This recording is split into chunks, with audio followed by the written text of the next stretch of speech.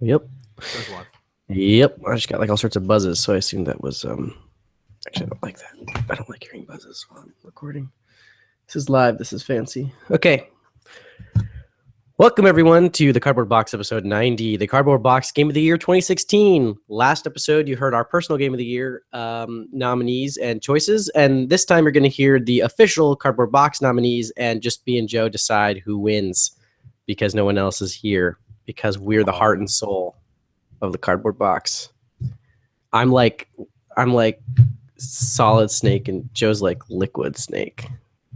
Brother. Or maybe you're the Colonel and I'm Snake. Maybe.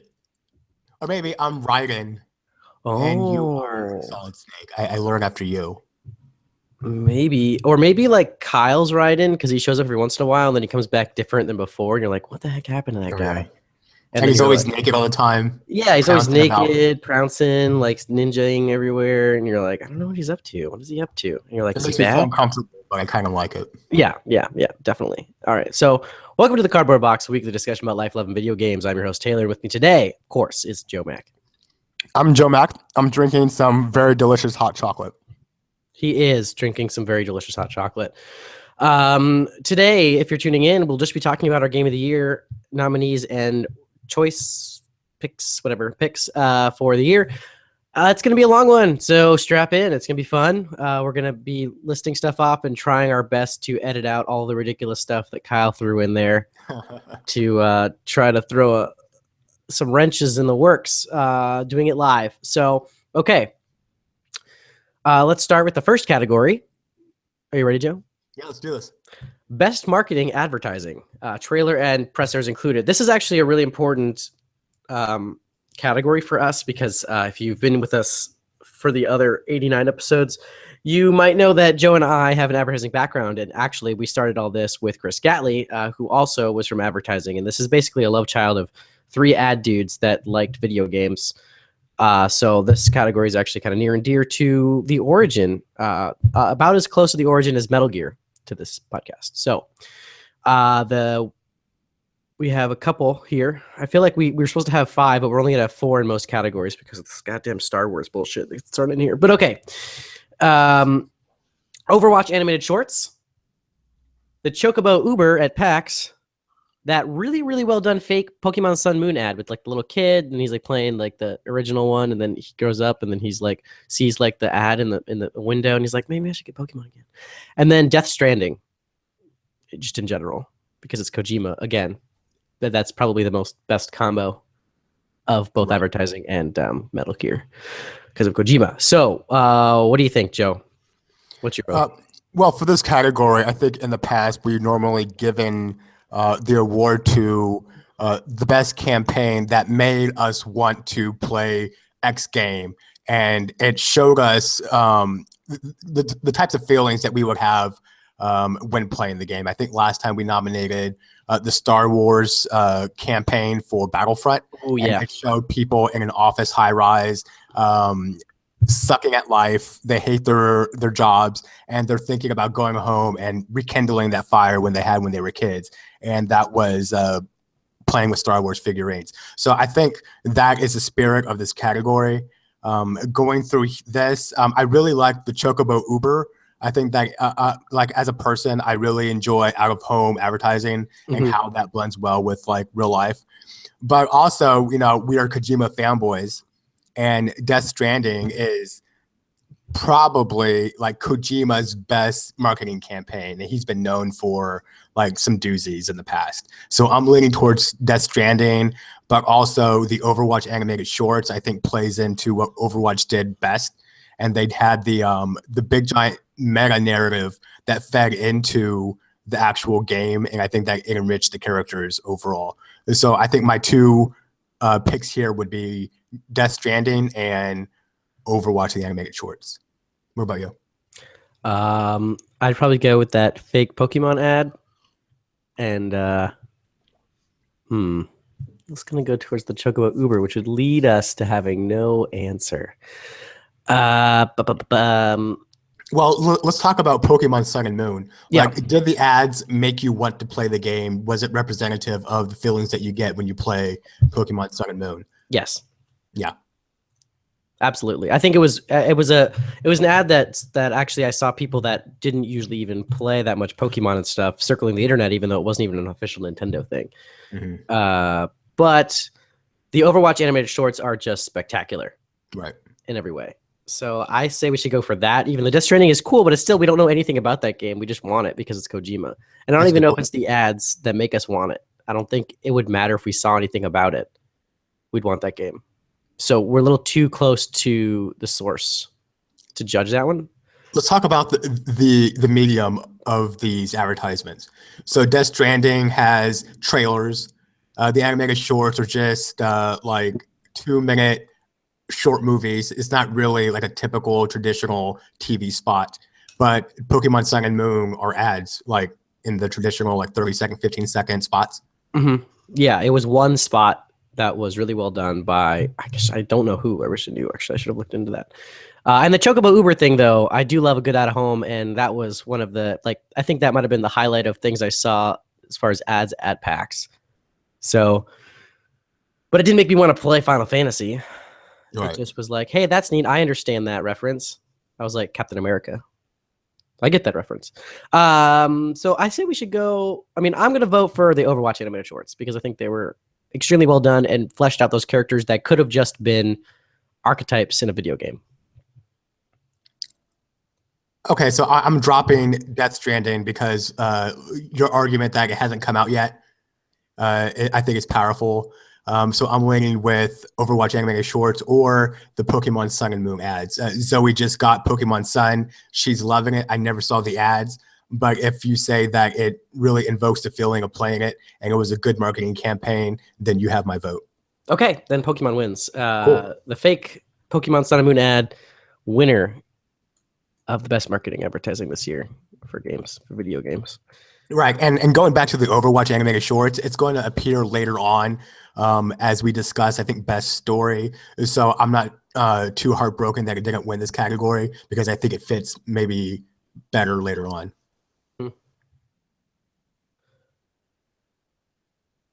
Okay, next category, best old game this year, to include HD collections, I believe so, because that's old game this year, right? That's how we're considering old game this year, is like a game that came out before that came out again.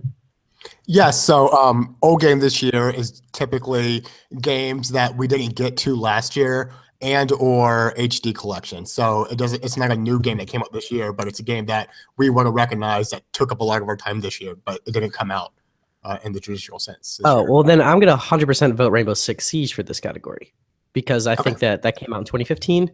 But this year they fixed it, and I think it's the only category it really belongs. Okay. Because we have Rainbow Six in other categories throughout this document as well that I don't think it truly belongs in. Okay. But I do think Rainbow Six belongs here. However, the other things in our category are BioShock Collection, which is obviously very, very good. Marvel Capcom 3 Ultimate Edition, which was a surprise announcement / like immediate download from the PlayStation Experience. Red Dead Redemption, backwards compatible now on Xbox, which is kind of like, does that count? Like when it's backwards compatible, just because it's backwards compatible this year? Right. Like, I don't think that would have counted last generation when every game was backwards compatible, right? Like we wouldn't have been like, oh, look, it's finally available now. It's like, well, it was always available, kind of. And then Diablo 3 Ultimate Evil Edition continues. Rest in peace. RIP for that meme of our show. I don't know. I'm leaning either hard towards. I didn't play the BioShock collection. I know Chris Gatley loved it because he loves BioShock Infinite, and most people do. But I'm leaning hard because the only difference really between Marvel vs. Capcom is it's now 60 frames per second and 1080p, which is great for a fighting game. Don't get me wrong, but I don't feel like I'm like, wow, man, this changed everything. So I'm going to vote Rainbow Six Siege. I know you don't play that, but...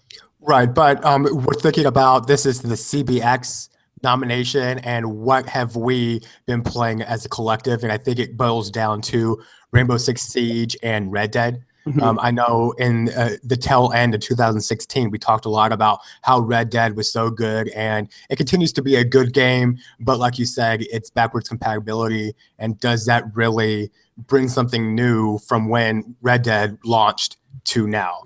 Right. So based on that, you guys talked a hell of a lot about Rainbow Six Siege. I still don't get it. I don't understand the appeal, but you guys like really, really liked it. It caught your interest in a way that no other game this year, or very few games this year did. So I would feel confident that Rainbow Six can take this category with no competition, really.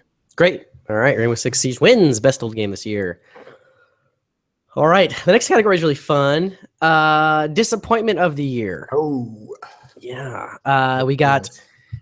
Nintendo, virtual reality, No Man's Sky, and those are the three, actually only real three things we have in this category. Everything else is just silliness. Silliness. Okay, so let's take this one by one and eliminate. I think we can eliminate Nintendo. Probably. Okay, so Nintendo had a pretty lame duck year, though. Last year, I think, or maybe it was the year before. It was last year, the year before, they were developer of the year. Like they were. Right, yeah. What's sad is in the height of the Wii U, they were pumping out amazing games, just no one bought the console, right? So that's like the weird, sad truth of the whole thing is Nintendo has been on fire for the past like 3 years with both handheld and home console, but just it wasn't selling. No one was buying it as a secondary console, basically. But man, they made some good games. But this year overall, I mean, has been kind of meh. I mean, they came out with the update for Animal Crossing is a big thing, and they came out with Pokemon Sun and Moon is the other big thing. But Star Fox was pretty lame. The new Paper Mario wasn't that good. Great graphics, great music, but the gameplay itself was meh. And I don't think I have any of this year's besides Pokemon like games on my shelf from Nintendo. So right. And as someone who always gave Nintendo a hard time, as someone who wanted Nintendo to innovate and take their games to the next level, I've always been, against Nintendo. But this year was the year that I actually bought more Nintendo games than I have in the past like 5-6 years. I bought. I didn't buy, but I played Pokemon Go. I had a lot of fun with that. I bought the Super Mario Run, and I had some fun with that. It wasn't as engaging as I was hoping for, but it really works on the iOS device. And finally, I bought my first Nintendo console since maybe the GameCube, and that was the Nintendo 3DS. And so I bought 2 Nintendo games on there, Tomodachi Life and Pokemon Sun. And we're having a good time playing it. It's really fun, and I think that things are looking up for Nintendo as they begin to find their footing in a modern age with maybe mobile games and branching out from the constructions of just like a Wii U and a 3DS model. I thought you were getting Super Mario Maker. I'm going to get Super Mario Maker, but the thing was I was going to get 2 3DSs, but I decided that I'm going to steal Zoe's 3DS when she stops playing it. So I'm just waiting. And that's never happening. No, it's going to happen. I mean, she has like a very short attention span, and so when she lays it down for like 2 days and doesn't touch it, I'm going to swipe it up, and it's going to be mine forever. But like, I think that Nintendo had a really good year this year. It may not have satisfied longtime fans of Nintendo like you, Taylor, but I think for me, there's enough there that I don't think that Nintendo wins this category, especially with competition like VR No Man's Sky. Yeah. Okay. So Nintendo, they're not the disappointment of the year. Congratulations. You guys survive another year. And you can go on to next season of The Apprentice or something. Virtual reality. Joe seems to think this is the clear winner. I disagree. I think it was great. So I don't think this one can win because we're going to be too against each other. But then No Man's Sky is in the similar boat where I think it was a disappointment, but it's not as bad as everyone thinks. Right, but so let's back up to VR. Right. I think that situation is the exact opposite that we have with Nintendo. I had a very negative experience this year with VR, but you had a very good experience with not only PlayStation VR, but with the Vive. And did you try the Oculus yet? I have not tried an Oculus yet. Okay. But I have tried the Vive and the PSVR, and I really enjoyed them both. And I don't know. I mean, to be honest, I bought that werewolf game and I tried playing it the first day and there was no one on the servers. And so I haven't plugged it back in because I don't think it trades in at GameStop, or I would have probably traded it in already. But I haven't bought a new VR game since then. Like, it's not like I've been buying VR games. I was waiting for Rez to be on that sale that PlayStation was having, and it never was. But I hear that's really good. I did pick up Job Simulator after you said that you and Zoe, and I really do like it. I think that the main game fixed a lot of the problems the demo had. They might have done some patching or whatever, but it's pretty fun. I don't know. But Resident Evil VR is in like 2 weeks, and I don't know if that's going to be good or terrible. Have you tried the demo in VR yet?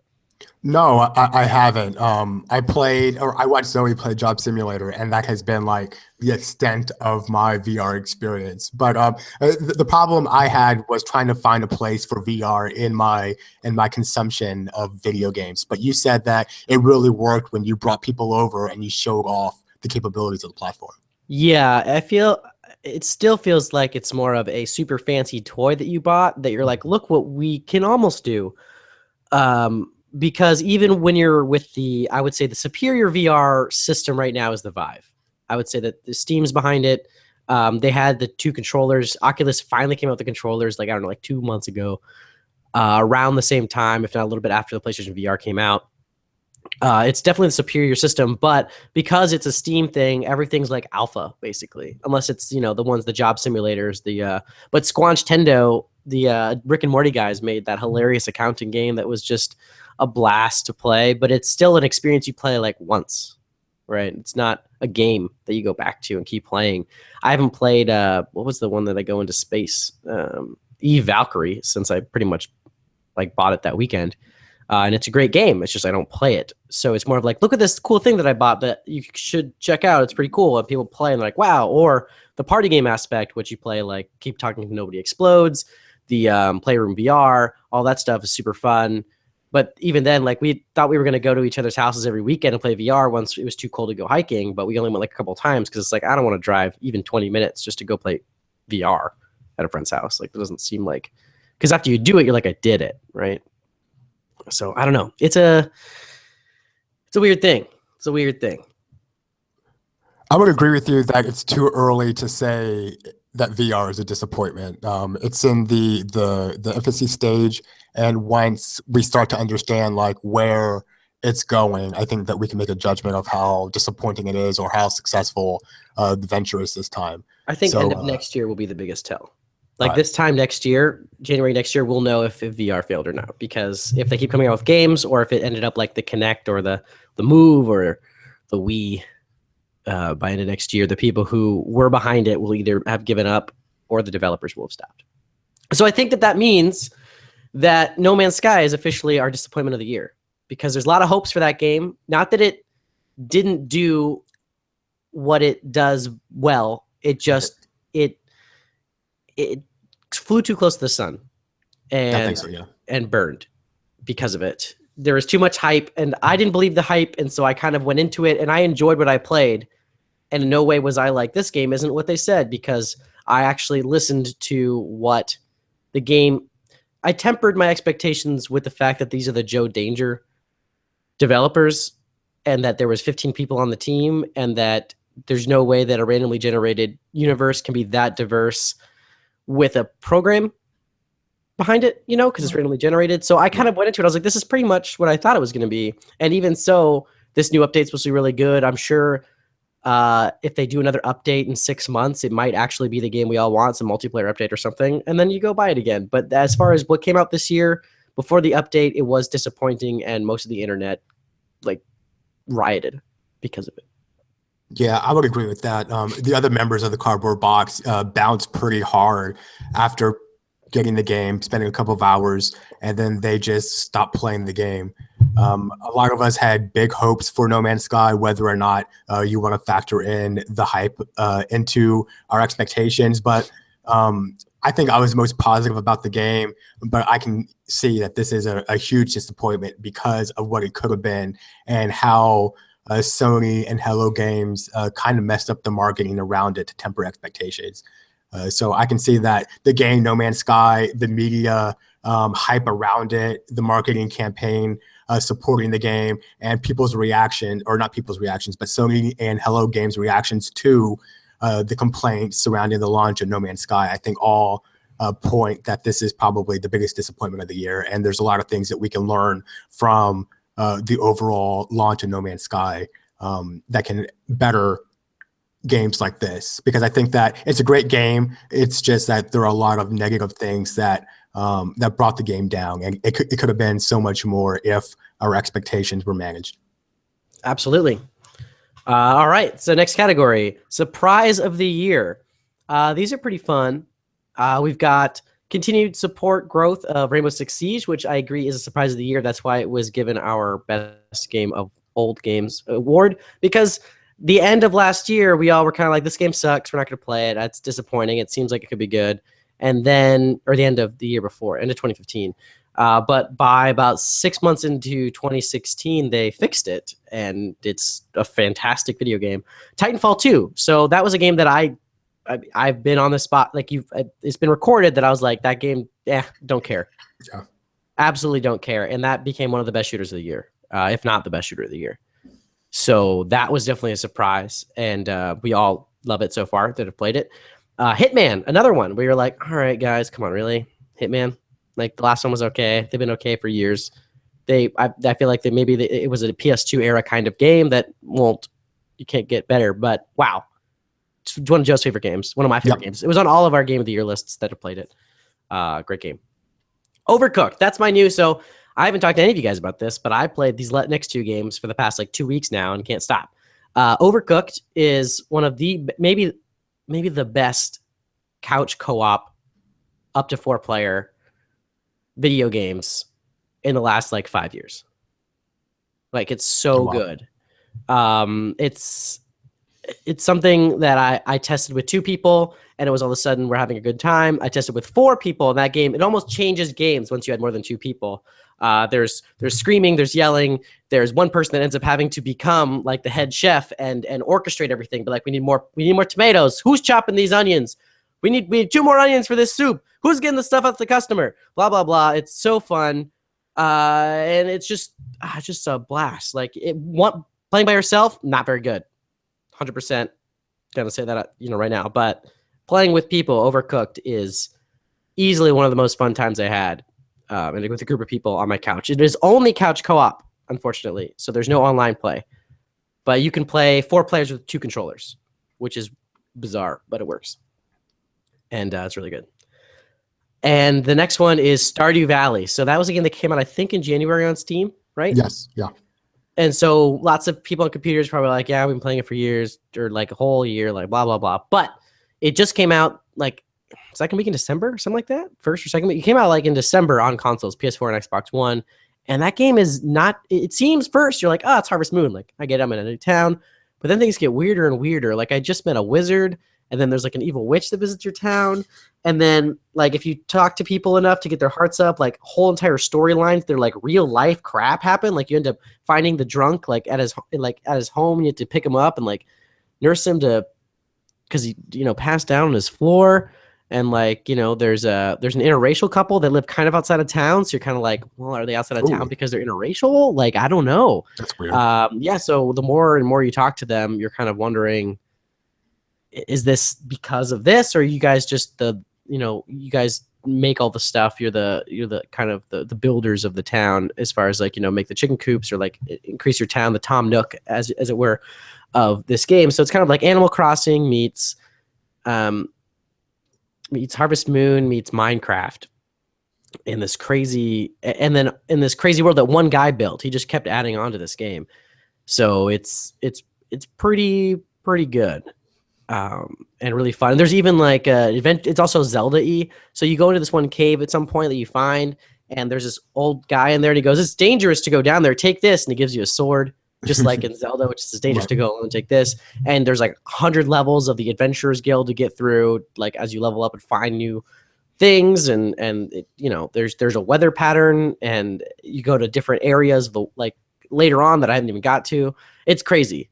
It's one of the most in-depth games, and it's built by one guy, and it's just incredible. And you can date anyone, I think, except for people maybe in marriages, but boy or girl, whether you're a boy or girl, it doesn't matter. You can Can you romance date the them. couple, the interracial couple? I don't know if you could like, That'd be so be. awesome. Yeah, I wonder. Maybe I should try that. I don't know. It's weird. They have kids too, so that'd be even another whole level of that. So yeah, it's you get to customize your avatar. I just got a dog in the game, which was very exciting. Yeah. Yeah. So for me, I don't think it's very praiseworthy to say that Rainbow Six came out, they messed it up, and then they unfucked that knot. Sure. In 2016.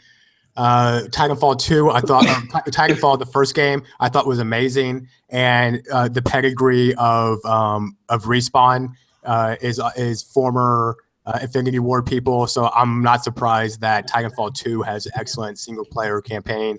Okay. Hitman, I think it took me by surprise, but maybe not as much as the overall. The industry praise over Overcooked. I've heard like a lot of people say great things about Overcooked and how fun it is, but with Stardew Valley, I feel like it's a known quantity. Like it feels very much in the same vein as Undertale, games made by a single person that are love letters to games that they love. I watched Zoe play Stardew Valley, and it just wasn't for me. I mean, it sounded great, but it just wasn't the type of game that I would gravitate towards. So I think for me, it's a contest between Hitman and Overcooked, but I know that you really, really, really loved Overcooked. Yeah, I would definitely vote Overcooked. So yeah, Overcooked it is. All right. And how much is it? And how did you play it?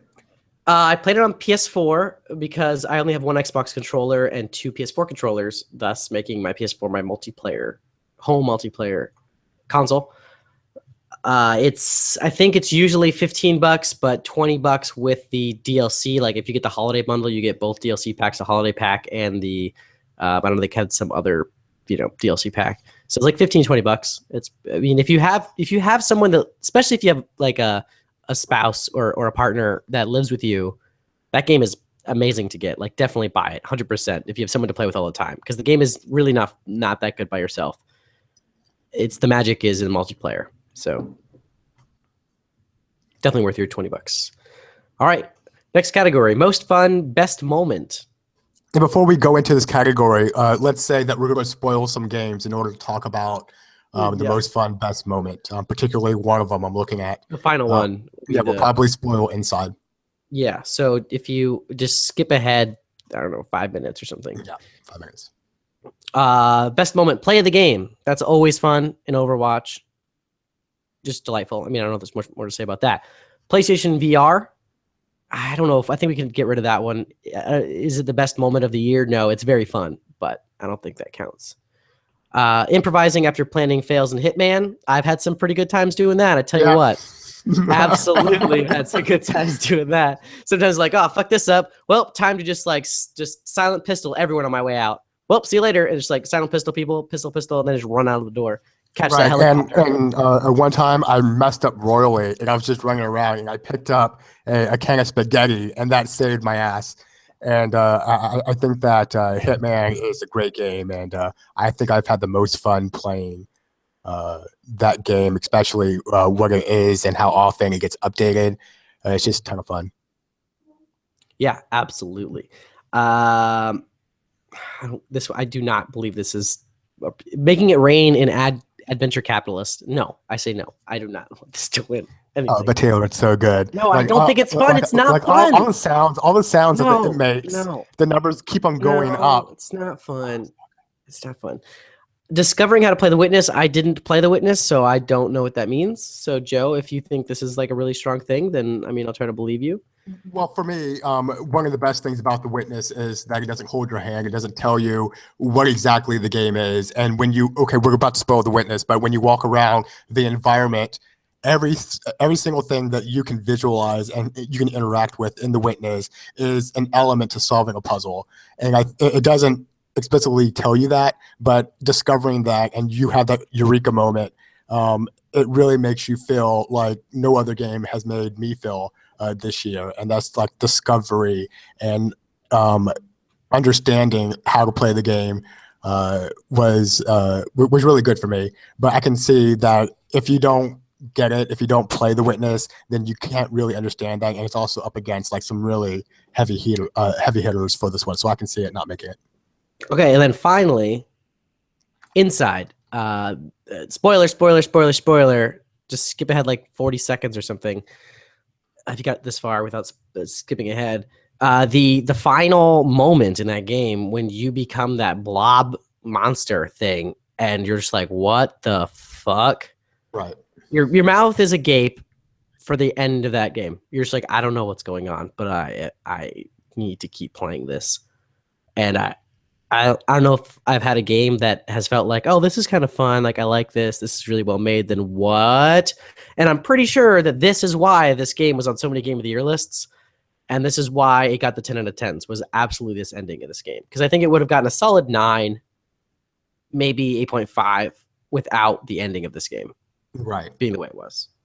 Right. And I think about all the time that I've been playing video games this year, thinking about the stories, thinking about all the moments. And I think that this turn in the story is top of mind for me, and how we lead up to the reveal, how the game changes after you become part of the monster, and just the way the gameplay is formed around this new creation, and how big and lumbersome the creature is, and the way the people interact with this new self is really good. And I think that it doesn't outstay its welcome. As soon as you become this monster, it ends and the story wraps up in a beautiful way, more so than any of the other things listed on here. Like improvising in Hitman is purely situational. Yep. If you enjoy your plans falling apart and chaos ensuing after that, then you may have fun with Hitman. Play of the game. I do have some quibbles with that, especially with Bastion winning every single play of the game. If you're like a supporting role or a healer, you're not going to get play of the game as much. So I can see someone's fun be limited by that. I'm a big proponent of Ad Capitalist. I think that is the clear winner of this category, but I can see the Inside monster reveal and twist and how gameplay changes being a close second. I can't believe you're still trying to get Adventure Capitalist as number 1. No, the Inside monster definitely has to be number 1 in this category. Unless you really feel that Adventure Capitalist deserves it being the most fun. Well, I think that if we're talking about most fun, I think hands down Adventure Capitalist wins. Best moment, there isn't a best moment to making it ring in Adventure Capitalist. There isn't that one thing. If you get so much money, then the game suddenly changes and becomes something new. Then Inside does that. Okay, then let's go for Inside. Unless we want to make this 2 categories and say the most fun thing was Venture Capitalist and the best moment was Inside. No, I think Adventure Capitalist will get its due once we get to Game of the Year. Okay. I'm sure. I feel like these are all bad for this next category for the most part, but we'll go into it. Best animation performance capture, the second Nadine fight. What is that even from? Uncharted 4. Oh, okay. I was wondering where Uncharted 4 was going to be. Did you play Uncharted 4? Yeah, I don't remember who Nadine even is. Who's Nadine? She is the leader of the PMC. Nope, don't remember her at all. So yeah, I remember him scuba diving. We can knock off Uncharted 4. I think that you and I played it, but it just didn't really hit home for us in the way it hit home for other people. Yeah, it's weird that I don't remember that fight at all. I don't even remember Nadine. Anyway, I hated his brother. DVA from Overwatch, that's from Joe for sure. Yeah, Diva, the way she's animated, I think it really gives... I think her animation is like a clear example of the fun and the craft that people at Blizzard took into creating each one of these characters, and each one of them stands out. I think Diva the most. I think that she is the best wife, and I love her so much. Even though I think she is of age. I think she's 18. Yeah, so I'm sure she is. She's definitely 18. Diva is awesome. I think she wins this one. Okay. Civ 6 leader introductions. Those are really great. I mean, Sean Bean's in it, right? So yeah, you can't really lose there. And then I don't know if Inside counts as perform. I guess animation. The animation. Well, I think the animation works really well. It's kind of in the same vein as Limbo. It's very smooth. It's very crisp. And I think that there's not a lot of elements to the game. You're running from left to right and jumping up and down, solving very simple puzzles.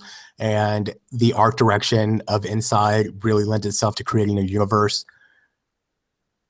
But I like Diva the most. So are you voting Diva for this I like category? Diva the most.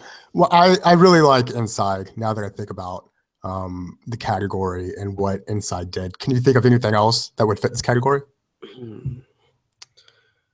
Best animation performance capture. I mean, I would almost say more of like the voice team from Overwatch. Oh yeah, that's really good. Get a shout out, because even when they were all at some event, it wasn't PAX, it was somewhere else, and the guy that does Lucio was going around getting everyone else to say I saw that. things. Yeah, so good. that's so good. So I would almost say that maybe the voice cast of Overwatch this could be as far as performance capture goes, because some of those things that everyone says are so iconic that, I mean, they've permeated stuff. Overwatch in general. I mean, animation in Overwatch. I mean, think about the animation in the little shorts, the animation in the game, the little things that everyone does, and the performance. So I'd either vote Overwatch in general or Inside. I would give it to Overwatch. I think that Inside is very simple, but I think that the charm of Overwatch comes with how these characters are executed, the way they interact with each other, and the overall fun and joy it is to play each one of them. Yep, absolutely. Okay. Best music sound. Luke Cage on Netflix. Doom, Adventure Capitalist, and Prompto. Prompto making up the Chocobo lyrics. I guess it's a Final Fantasy thing. It's a Final Fantasy thing. I vote Luke Cage, but it has nothing to do with video games, because wow, music in that was so good. What is the music like? It's the guy who did the soundtrack for what was the blaxploitation film that was fake? Black Dynamite. So already like a really good 70s kind of thing going, but like more hard, like more real. It felt like, modern. But then also every episode they had an unknown black artist, or at least unknown to me, at the club in the show. Did you not watch Luke Cage? No, I don't watch TV. Joe, you love Luke Cage. It's not TV, it's Netflix. Yeah, well, I don't watch Netflix. You would love Luke Cage. Anyway, so they had different artists like playing at the club, and they were real artists. Even Biggie Small's wife actually sang in one of the episodes. Oh, that's pretty cool. Yeah.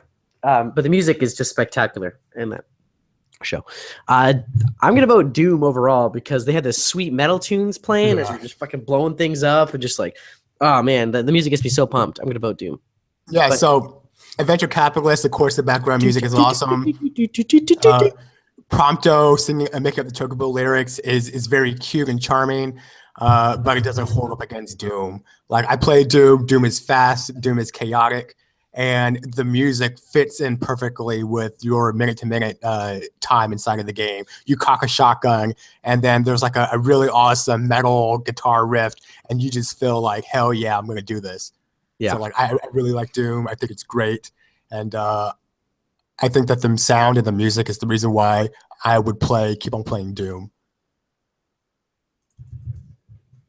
So congrats to Doom. Yeah. Okay, next category, character of the year. We've got K2SO. Joe put Jin Urso. I think I put Jin Urso. I think K2SO is a way better character in that movie. Yeah, I think so too. K2SO, Uncle Death from Let It Die. I don't know if anyone else has played Let It Die yet, but Uncle Death I was immediately like, character of the year. This character is so great. He's like the skateboarding Grim Reaper that's totally written by Grasshopper Interactive, which is Suda 41. Super bizarre. He's kind of like a skater with a Mexican accent, and so he's skateboarding all over the place. He's really fun. He has a lot of cool quips, and he's just like a very fun way to guide the player through the game's mechanics, especially in the first a couple minutes of the game, and that's how far I got in the game. I didn't play any more of that, but the brief exposure that I had to Uncle Death, I can clearly see like he is a fun part of that game. Yeah. BT from Titanfall 2. Henry / Delilah. Who's that's from my favorite game. Yes, from not Overwatch, Firewatch. And then Noctis and Company from Final Fantasy. Well, I mean, of all of these, the only one that made a game actually like made the actual game would I would say be Henry Delilah. Yeah, I agree. Because without them, that game wouldn't be anything. Right. So I'm gonna vote that. Right. I'm going to say a couple words about Noctis and Company. That relationship is the thing that propels you through the entire game, and the bond that you form with that group is ultimately the satisfaction that you'll gain from the end of the story and how it wraps up. So I think the way that that Square wrote these characters and how they interact when you're playing the game, it was really well formed. And when I think about the people that I spent the most time this year playing games with, I want to return back to Noctis and Company. But like you said, like Henry and Delilah, I think about their characters and that one time when you're standing up in the tower and there's a fire and you're having this conversation with Delilah, and I just felt like that hit me emotionally, and that these were two well-formed characters really having a human moment inside of a game. And the way that Henry responds to Delilah, and he feels conflicted because he has a wife who is sick, but he's emotionally compromised in this situation, I think was extremely powerful. And I think that colored the rest of the game going forward, especially as you lead up to the end and you seek Delilah. So I can see Henry and Delilah being the best the relationship between them as being the best character of this year because they give their game so much life. Absolutely. So let's do that.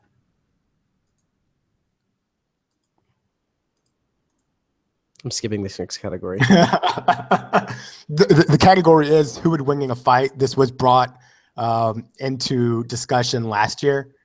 I'm not sure exactly who won last year, but it's a fun category. But we don't have very good like no, we don't. verses, so we're skipping it. I just want to bring up Diva versus the Titanfall bitch ass robot. I think that would be the clear winner of this category. Yes. Yeah. As far as fights go. Yes, because Diva. She's in a robot. Yeah, I know. She's in a robot. And she wears like the skin tight outfit and she jumps around with like a little pistol. Yeah. And she plays video games and eats Doritos. I know, Joe. Yeah. She's a Twitch streamer. Okay. Best art direction aesthetics. We've got Overwatch, The Witness, goddamn X-Wing is in every category, Kyle. Paper Mario Color Splash and Inside. So I feel like we gave animation to Overwatch, and I think the next obvious choice would be to give this to Inside for art direction. I think it's either Inside or The Witness. I think that art direction plays a huge critical role in The Witness, but it depends on whether or not you want to engage with that type of puzzle solving. But I think Inside, the art direction, there's no background into what type of universe this kid is existing in. And so everything that we know about what's going on is strictly through, and there's no dialogue in Inside, is there? No, there's not. So everything that we know about the universe is strictly through art direction and aesthetics. And not once did I feel confused about why are we doing this? How come we're in a farm and then we're in a submarine fighting women with long hair? Like it felt very cohesive. It felt like there was a story there and it was all told through art direction. And so, what do you think about Overwatch and or not Overwatch? Inside The Witness versus Inside? Yeah. All right. Next category, best multiplayer. I think this is a clear winner here, and there's just no real arguing it because it's you and me. Yeah. Yeah. Okay. Good. But in the category, we had Overwatch, The Division, Titanfall 2, and Rainbow Six Siege, which does not really count because it didn't come out this year. But I think that The Division was fun, and we all just bought like the because it was on sale on Xbox, like it was $36 for the game and season pass, when the season pass by itself was 40 and the game by itself was 20. So like it was on sale digitally. So we all bought it, but I still can't get anyone to play with me, even though we all bought it. So that says something, I suppose, about the multiplayer in that game. Titanfall 2 is phenomenal, but I don't think that any game in this gamosphere of like the entire game industry beats Overwatch. So Overwatch wins. I mean, I don't think there's anything else to say. No. It's a great multiplayer game. It makes everyone feel like they're part of the team, no matter what role you want to play. Yeah. It makes you feel good no matter what your age is, no matter what your proficiency at first-person shooters are. And it's really fun to play, and I keep on coming back to it. The next category, best game mechanics / design. Titanfall 2 networks, that was my thing. If they worked, they're really a really cool thing that I think should be implemented in every video game going forward. Because basically it's like an internal clan place for you to hang out, club kind of thing, and you get extra experience if you play within the certain hour that you dictate your clan is playing in if you're logged in, which is pretty cool. The super hot time dilation, gosh, I love that so much. Super hot was fantastic this year. Environmental puzzles, The Witness, Joe seemed to really like that, and I think that might win because it seems super cool. And then the second episode of Hitman, which is pronounced the Sapienza map. Is that the one in France? It's the one in Spain. Oh wait, is that the one? Oh, the Spanish, like where like you have to be like true. You have to do True Lies moment where you're like hidden in the shadows and you're like trying to get that lady to come. That's the mission I'm on right now, and I keep trying to get her, but I don't have any poison, so I keep assuming that I could just stand up and shoot her in the head, but it never works. Anyway, I was like, I'm doing True Lies right now. That felt so cool. I don't know if you thought the same thing, but I thought that was the best map of the entire season. There's so much to do, and the way that you can just mess up the clockwork is phenomenal in Sapienza.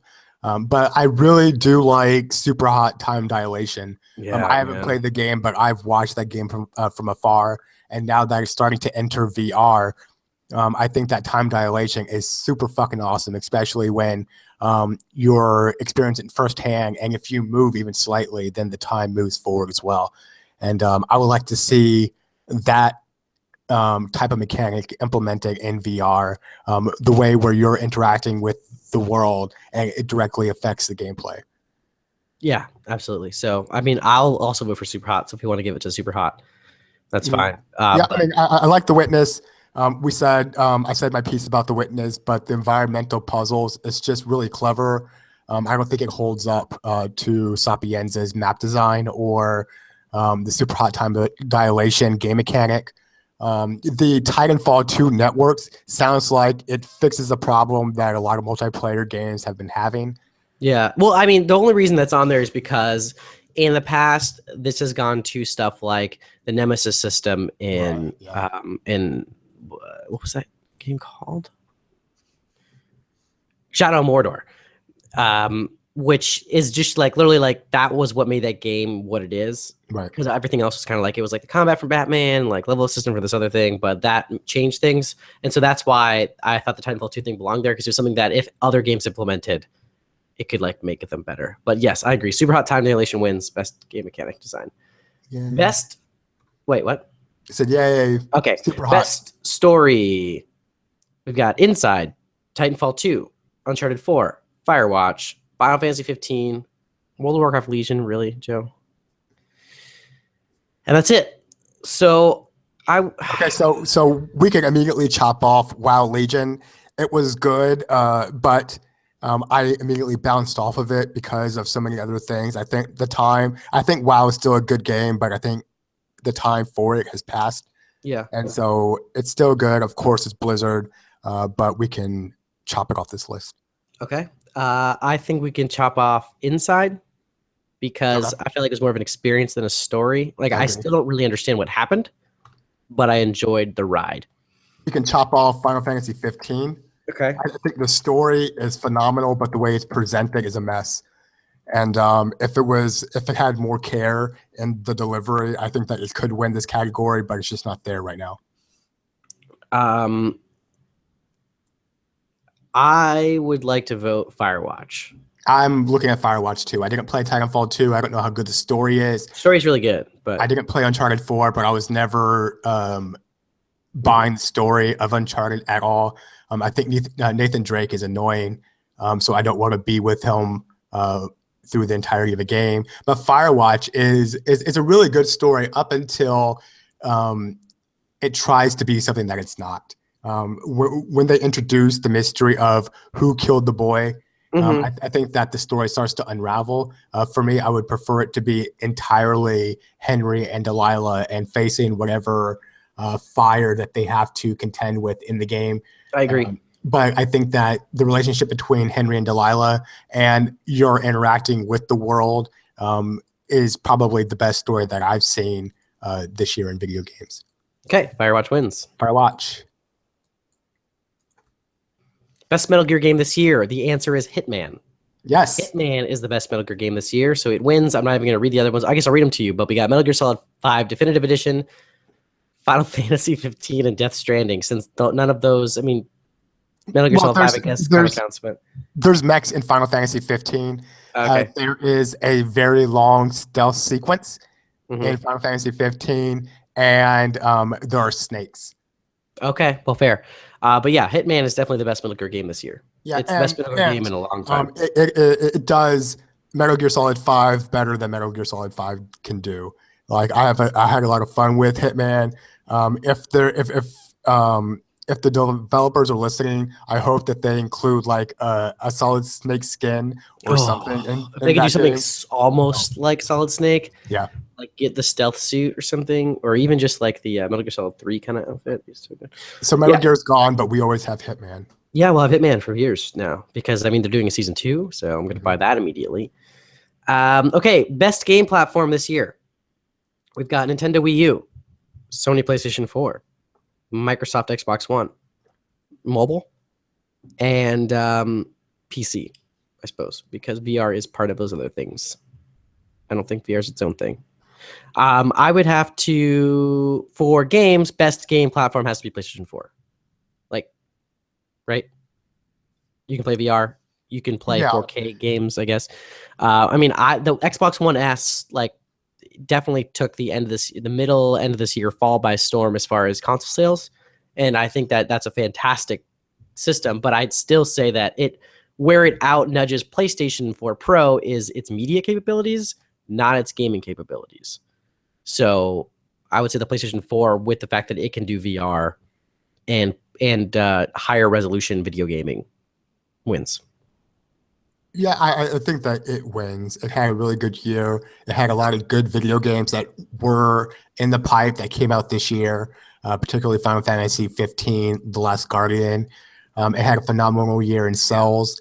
The one thing that I can see it preventing PlayStation 4 from winning this category is that the PlayStation Pro came out, and I don't think that was handled correctly.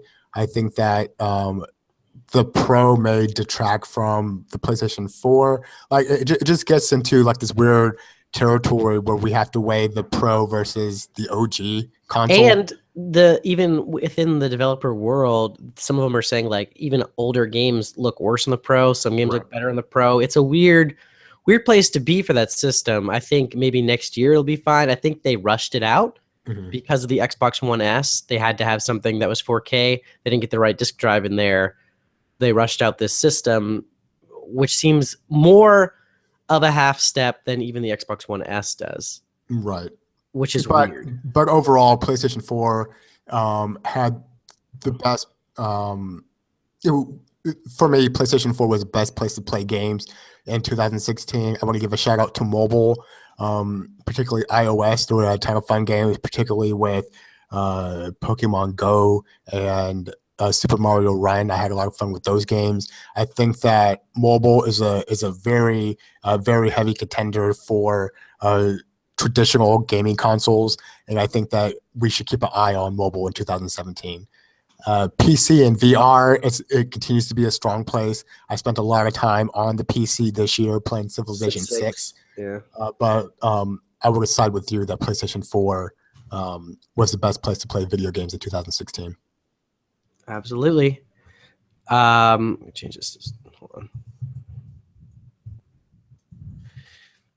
All right, next category, best board game, because you know what? We're the cardboard box, and guess what's in cardboard boxes? Board games. All right, so on this list, this is actually a really interesting list. I don't even know if I believe this list anymore. Okay, we've got Star Wars Destiny, which came out in November, which is one of the best card games, like mixes King of Tokyo and Magic the Gathering together. It's very, very fun, easy to pick up, and you pit your favorite Star Wars characters against your other favorite Star Wars characters in a game of death or whatever. Really fun. Me and Justin and Kyle are playing it. We are scavenging the world for booster packs, which don't exist anywhere because it's so popular, but no one expected it to be popular. So 2 of my local shops aren't carrying it or didn't get it in time. The one shop that does have it, I was there. There were 4 boxes of booster packs when I arrived at about 11:30, 30 minutes after they opened. By the time I left, there were only 16 booster packs left, and there's 36 booster packs a box. Wow. So that's how quickly they sold out, and they're not getting any more till February, which is a real bummer. So I can't get my boosties. But it's also the problem that this game has booster packs, right? So it's that same.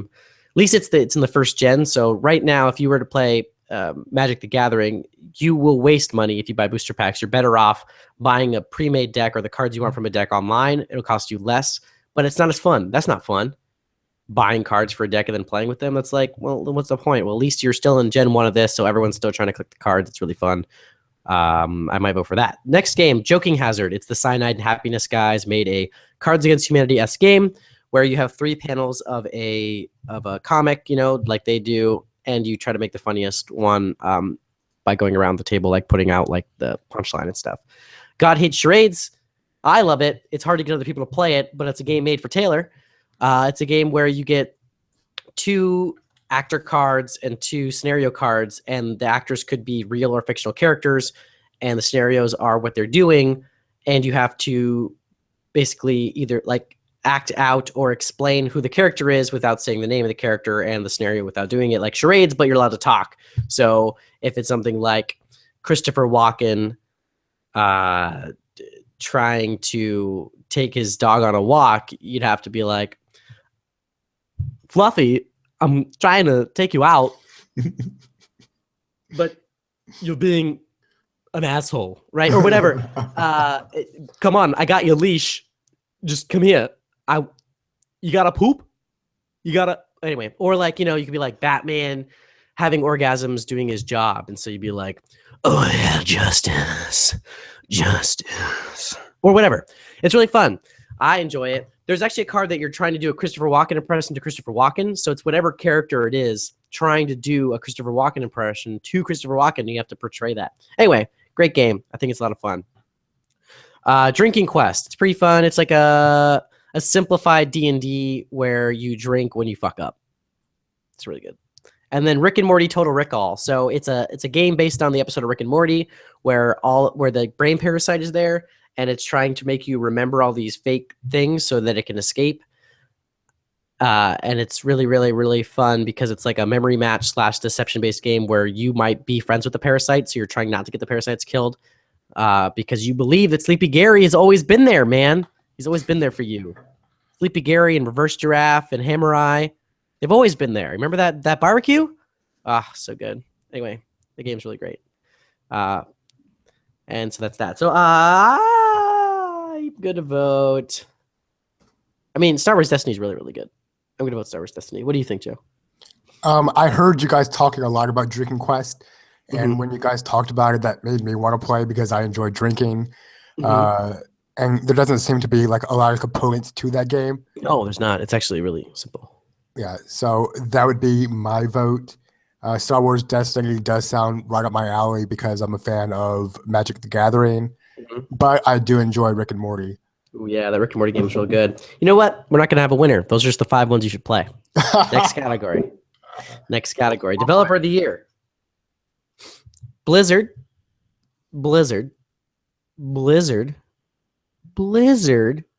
Your Mom, JK, Blizzard, Campo Santo, IO Interactive, Hello Games, and Concerned Ape. Who's Concerned Ape? Concerned Ape is the single guy who made Stardew Valley. Oh man, wow, that guy should win for sure. I really love Firewatch, but I feel like it's how big is Campo Santo?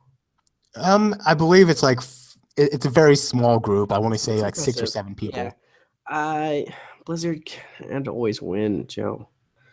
IO Interactive is Hitman. Yes. All right, and Hello Games doesn't win at all. No, they don't win. They can't win because they got disappointment. They miffed, yeah. So I would either say Concerned Ape. I mean, all these are good. Blizzard did. Overwatch is really good. Yeah. So I would say IO Interactive for making Hitman like all of a sudden this game that everyone's talking about, because Hitman wasn't that before. Okay, IO Interactive. What are your thoughts on Concerned Ape and Stardew Valley? I mean, Stardew Valley. The fact that one person made that is just incredible, and that guy I think lives here in Seattle.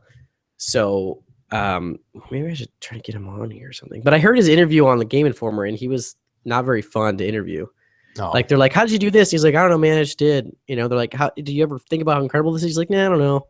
Just kind of made it." And you're like, "Well, this guy's not a very good interviewer or interviewee." So yeah, I don't know. It's amazing that one person made that game. It's fucking incredible, and the fact that it keeps changing and being so weird is kind of like, how much was he in a bubble? Was he in a bubble? Was he like talking to friends about this? Like, I really would like to know more about that. But I don't know. I think that what IO Interactive did with Hitman to make it this thing in this season pass situation, that I think that's an Ubisoft thing maybe coming out, because everything's getting a season pass now. But still, it's incredible, and I think IO Interactive wins. I will second that. Cool. Most anticipated game of 2017. We got some pretty interesting stuff on this list.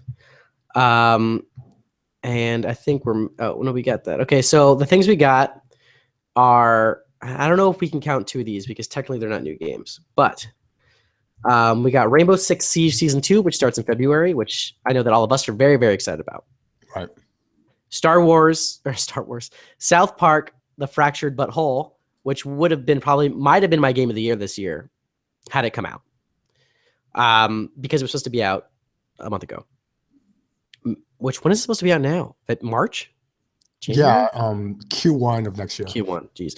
Mass Effect Andromeda, which is probably my most anticipated game for sure. I would argue that that's definitely up there, because there's like Ghost Recon, looks really good, the new Ghost Recon Wildlands, but that comes out like a week after Mass Effect, and I'm just not even going to bother reserving it because I'm just going to play Mass Effect. Then Hitman Season 2 is this year too, which we were just talking about how good it was. So I'm thinking Mass Effect might win most anticipated game of 2017.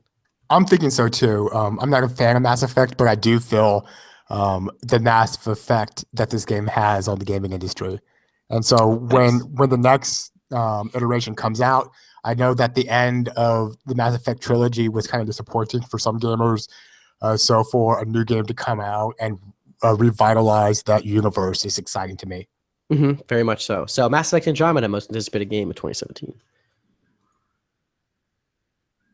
Okay, we're right there. We're right there. Next category is Game of the Year. But before that, we're going to go over the games that won in the past. So we've been doing this podcast for now 4 years, if you include this year, which is pretty crazy when you think about it. We've been doing it for a long time. So Game of the Year's past, in 2013, it was BioShock Infinite, but the runners-up were The Last of Us and Grand Theft Auto 5. 2014, the winner was Hearthstone. Yeah. Because of a coup that happened. Still upset about it. Yep. With the runners-up being Super Smash Brothers 4, otherwise known as Wii U, 3DS, and South Park, The Stick of Truth, which should have won. Yeah. No, I think in 2014 we dodged a bullet because I don't think I could live with myself if South Park Stick of Truth was our best game of 2014. What? That game was the best game of 2014. Did you even play it? No, I didn't. See? There you go. Yeah, well. Last year, Metal Gear Solid 5 was going to win no matter what we did. Like, there was no other option, I don't think. However, Fallout 4 came very close. And Super Mario Maker was also another runner-up because that's a really good game, guys. Really good game. Really good. Except they make you make it all most of it. So, all right. So now we're at Game of the Year 2016. Based on votes, it's a like 4-way tie, and we're basing that off of all of the lists that we gave on the last episode. Yeah. So the way it works right now, we have 3 votes for Titanfall 2, Gears of War 4, Hitman, Overwatch, and No Man's Sky. We have 2 votes for Uncharted 4, Doom, Inside, The Witness, and Rainbow Six Siege.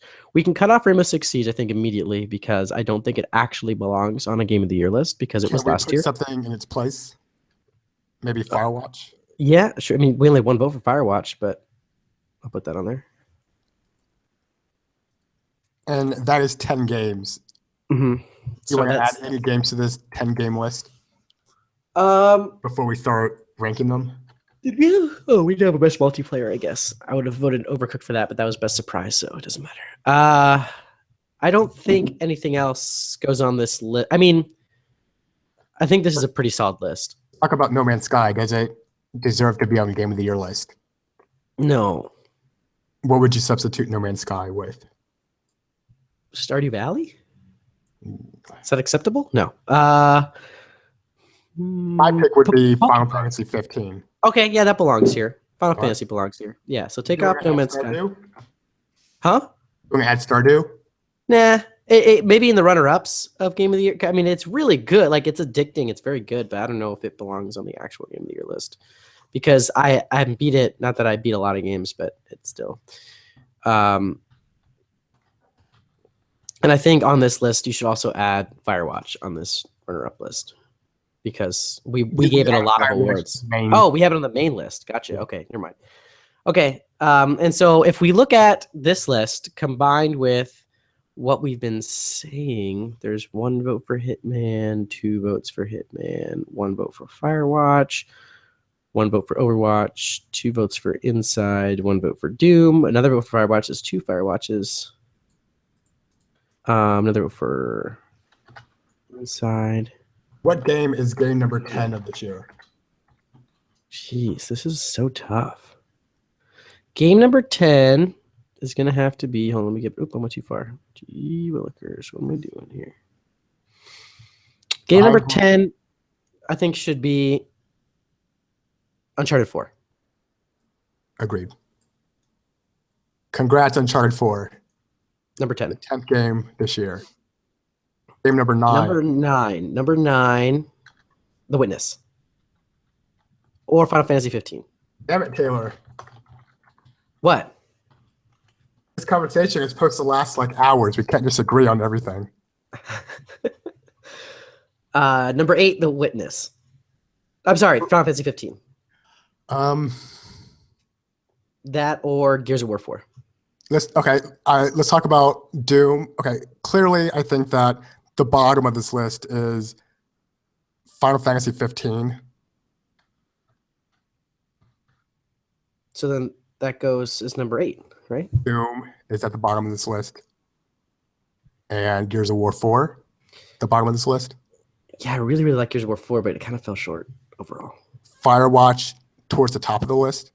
I think so. I mean, I know that was my game of the year, and I think that we didn't really agree on that as far as good as it was, because I know it was on your list, and maybe on Kyle's list, but I don't think it was as high. But after we've talked about it, about all the other things that were good about it. I really like what Firewatch did. Yeah. And all the characters inside of it, so I feel like it's on the top. All right, number 8 game. I think Final Fantasy 15 is a really good game. I don't think it's near the bottom. I think it's better than Doom. I didn't play Gears of War 4. Okay, so then let's do, I guess, Doom, then number 8. Give Okay. Doom number 8. I didn't play Final Fantasy, so I have a hard time judging it against Gears of War. But Gears of War is Gears of War 4. The single player in Gears of War 4 is fantastic. The multiplayer leaves some room to judge, but it was like number 3 on my list, so I really like Gears of War 4. So if we wanted to do 7 Final Fantasy, 6 Gears of War, but if you feel really strongly about Final Fantasy, then I'll switch it. Well, I feel strongly about Final Fantasy, but Final Fantasy 15 is a mess, like through and through. Like it does nothing well, but I think that it has full of heart and it's very human. So Is Gears of War 4 more composed than that? Yeah, Gears of War for me is a game that I was like, oh, I didn't care about Gears of War, and now I do. Okay. So it had the opposite effect, kind of, I guess. The bottom half of the list: number 6, Gears of War 4; number 7, Final Fantasy 15; number 8, Doom; number 9, The Witness; number 10, Uncharted 4. Yep. All right, that's locked. It's locked. Okay, this is the hard part. Top 5. Let's give. I mean, I can give you my top 5 in the order that I think it should be in right now, if you think, and you can agree or disagree. Let's talk about 5 Firewatch first. Or Inside. One of those two. Inside. Okay. Inside or Firewatch. What about Titanfall 2? I feel like I didn't play Titanfall 2. I played the rest of the games. Where does Titanfall 2 fall for you? So is it the best game this year? No. Okay. Well, it's really good. I think that was my number 2 game, wasn't it, on my list last time? It's really, really good. I just, I don't know. I think I'm going to give Game of the Year. I guess I'm going to give it away. All right, so Titanfall 2 could be, I would say Titanfall 2 is a solid number 4 or number 3. Okay, so I feel good putting Inside at number 5. Okay, Inside's number 5. It's a good game. It has Limbo DNA. Very much. The universe is told entirely through art direction and aesthetics, and we honored that in the art direction aesthetics category. Mm-hmm. So I feel like Inside has its due. And best moment. And so I think like the best parts of Inside have already been honored. So number 5 works for me.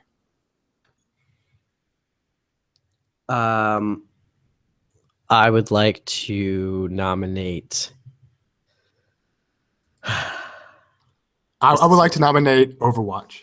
Number 4? Number 4. Yeah. Absolutely. I agree. Right. Overwatch is a good game. There's not much to it other than the Team Fortress 2 type of fighting. There isn't a clear story. There isn't anything that we associate with traditional video games. And it's just a really good, well-made product that we all love and we all enjoy.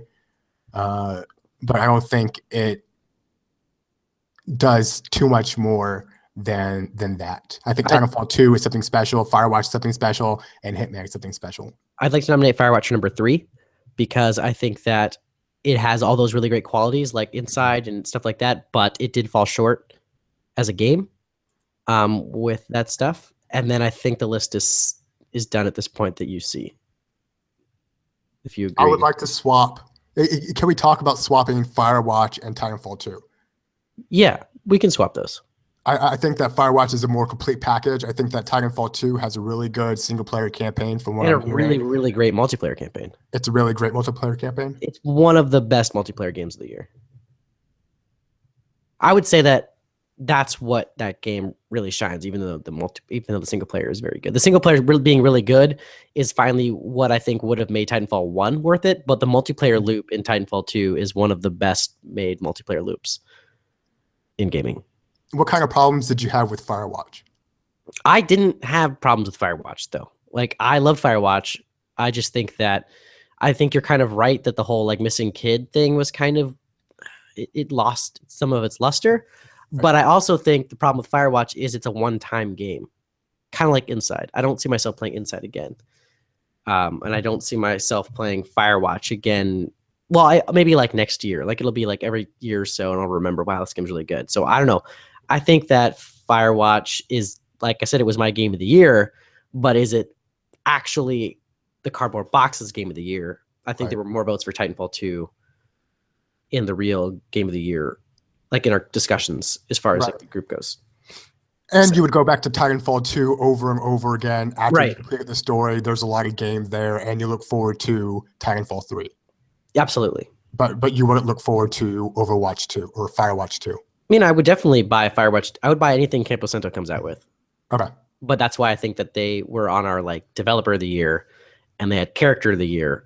But I don't know if that's game of the year for the Cardboard Box. And then at number 2, Titanfall 2.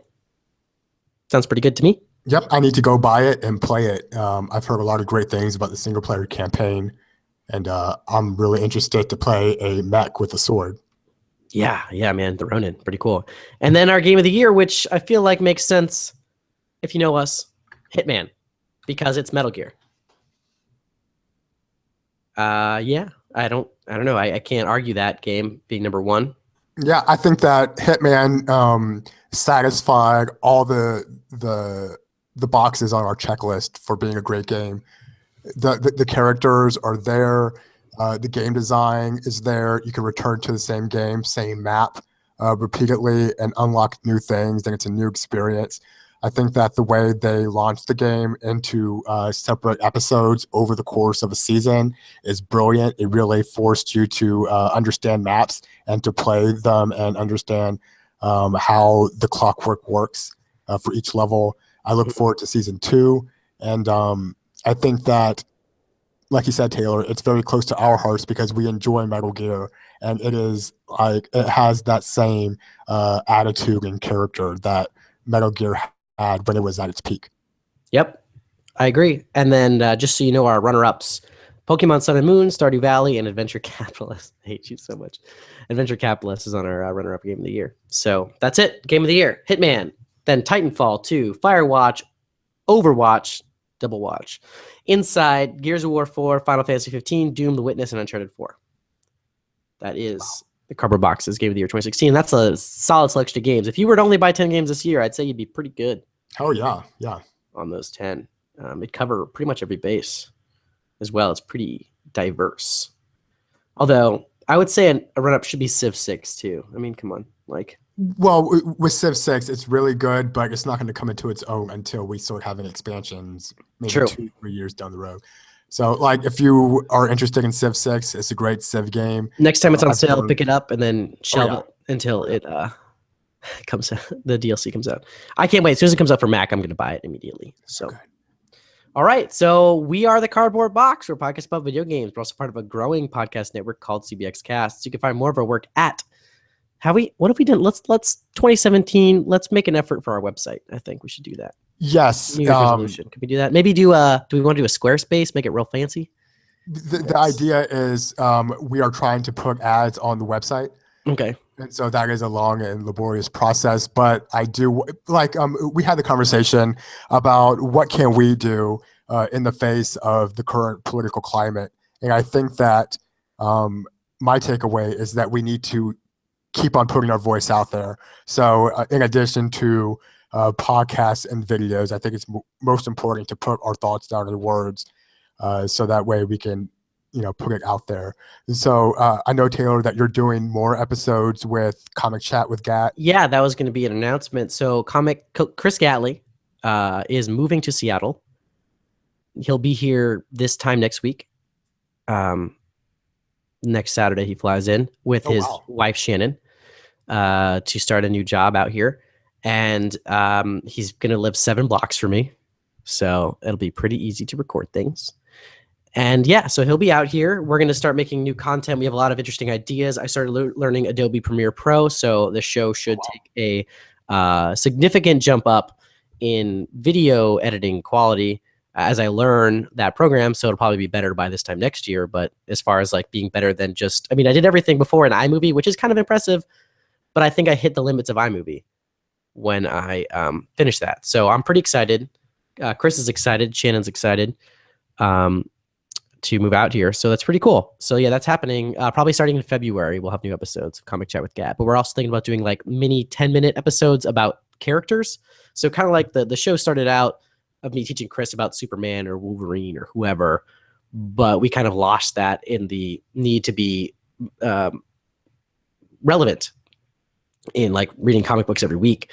And so we're going to do like 10-minute episodes where I actually will have graphics explaining characters and stuff like that, which we were lacking in. And that was Joe's biggest criticism of the original episodes is he's like, it's a great listen, but I get lost because you're talking about 4 different Flashes. And like, I don't even know who we're talking about anymore. So that'd be really great. And also I was thinking about like just reanimating those, but man, our audio was bad back in the day. So I don't know if it's worth it. Yeah, anyway. and I'm really excited for Comic Chat to come back because like I found out about Archie through Comic Chat. Mm-hmm. And like I don't have that outlet for for discovery for new comic books. It's just like the same old, like people recommending Spawn over and over again, or people recommending Bone.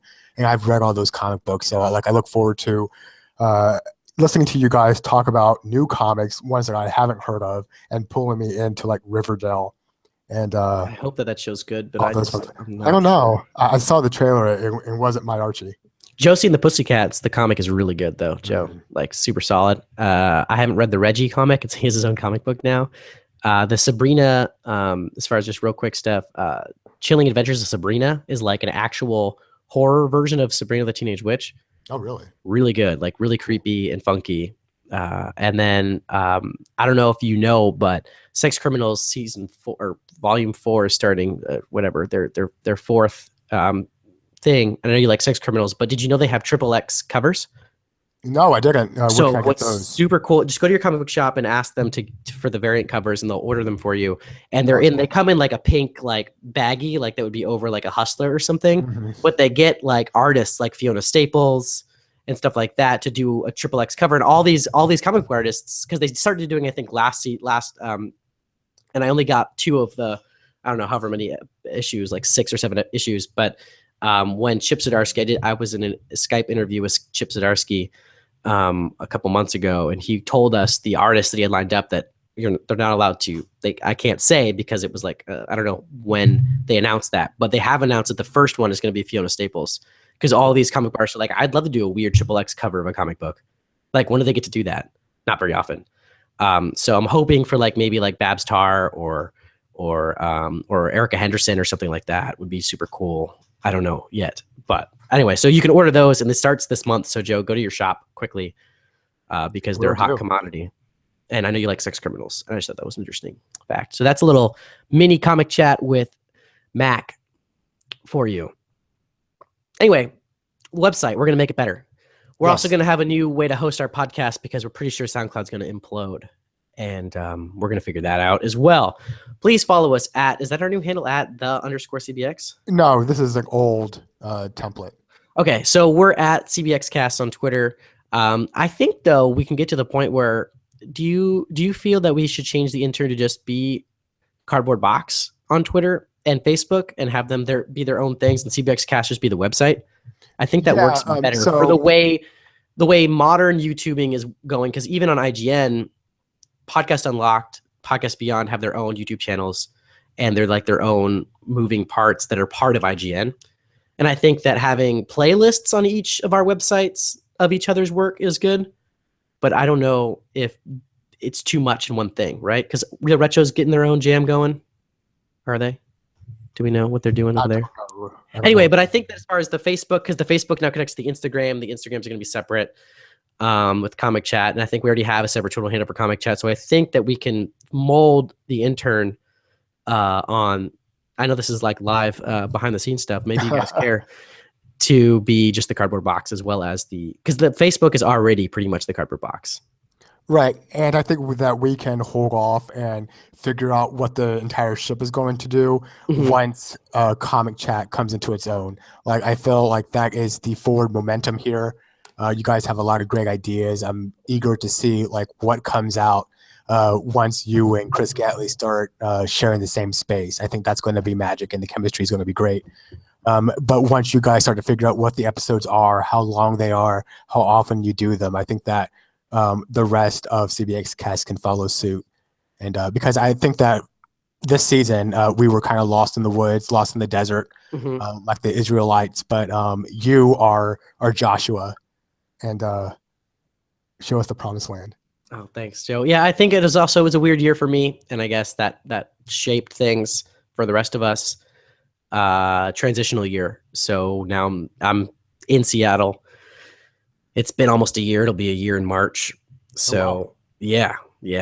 So I'm not sure if I have to get a new apartment, how that works. Anyway, so yeah, that's that. So yeah, once February, March rolls around, we should have a better view for all you listeners out there. Most of this will be cut out in the audio version, but this live version is live, and I could cut it, I guess, later. It doesn't really matter. Anyway, at CBxCast for now on Twitter.